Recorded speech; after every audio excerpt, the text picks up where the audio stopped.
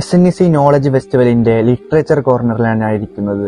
ഇവിടെ ഇമാം ഷാഫി ഇസ്ലാമിക് അക്കാദമിയിലെ വിദ്യാർത്ഥികൾ അണിയിച്ചൊരുക്കിയ മനോഹരമായ വാളാർട്ടാണ് നിങ്ങൾ ഈ കാണുന്നത്.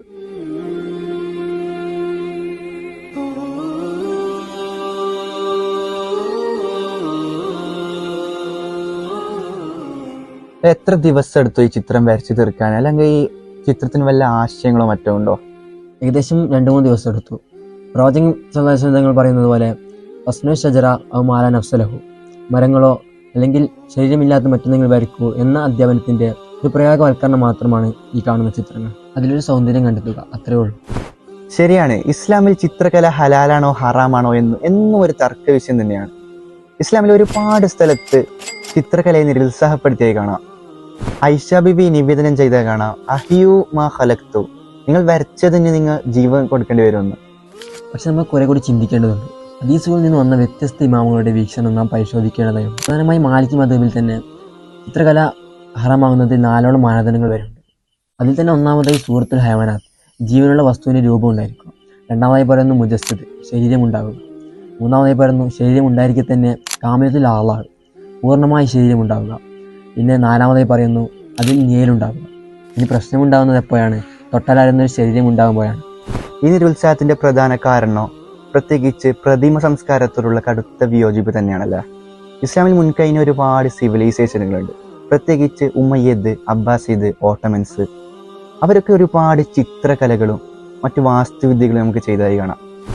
ഉമ്മയ്യദിന്റെ കീഴിലെ ഫലസ്തീനിലെ ദ ഡോം ഓഫ് റോക്ക്, അവിടെ ഒരുപാട് ചിത്രകലകളും ഒരുപാട് വാസ്തുവിദ്യകളും നമുക്ക് കാണാൻ കഴിയും.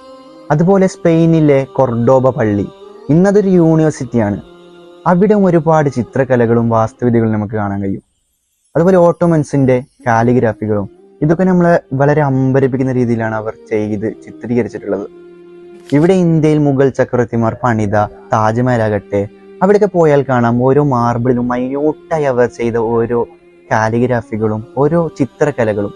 അതുപോലെ തന്നെയാണ് കുത്തുബ് മിനാറിലും അവിടെ ഓരോ അറബിക് ലിപികളും മറ്റു കാലിഗ്രാഫികളും നമുക്ക് ആസ്വദിച്ച് കാണാൻ സാധിക്കുന്ന വിധത്തിലാണ് അവർ ചിത്രീകരിച്ചിട്ടുള്ളത്.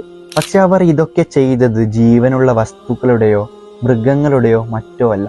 നേരെ മറിച്ച് ഒരു ജിയോമാട്രിക് പാറ്റേൺസ്, ഒരു കാലിഗ്രാഫി, അറബിക് ലിപി ഉപയോഗിച്ചുകൊണ്ടാണ് അവർ ഇതൊക്കെ ചെയ്തു തീർത്തിട്ടുള്ളത്. ഒരു ചിത്രത്തിന് ജീവൻ കൽപ്പിക്കുമ്പോൾ അല്ലെങ്കിൽ അതിനെ ആരാധിക്കുമ്പോൾ അവിടെയാണ് പ്രശ്നം വരുന്നത്. ഇപ്പൊ എനിക്ക് ഓർമ്മ വരുന്നത് ഇഹ്യാ ഉലൂമുദ്ദീന്റെ ഒരു കഥയാണ്. രാജാവ് റോമക്കാർക്കും ചൈനക്കാർക്കും ഇടയിൽ ഒരു ചിത്രപ്പണി മത്സരം നടത്തി. അങ്ങനെ പ്രൈവസിക്ക് വേണ്ടി ഇടയിൽ ഒരു കർട്ടൻ വെച്ചിട്ടുണ്ട്.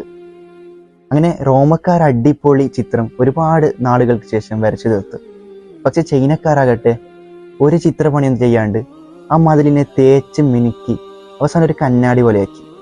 അവസാനം രാജാവ് വന്ന് നോക്കിയപ്പോൾ റോമക്കാരുടെ മനോഹരമായ ചിത്രം കാണുന്നുണ്ട്.